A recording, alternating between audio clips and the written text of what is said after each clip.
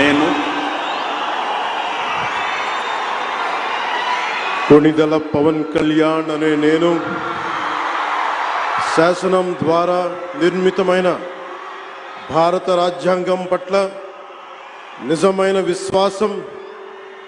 విధేయత చూపుతానని, భారతదేశ సార్వభౌమాధికారాన్ని సమగ్రతని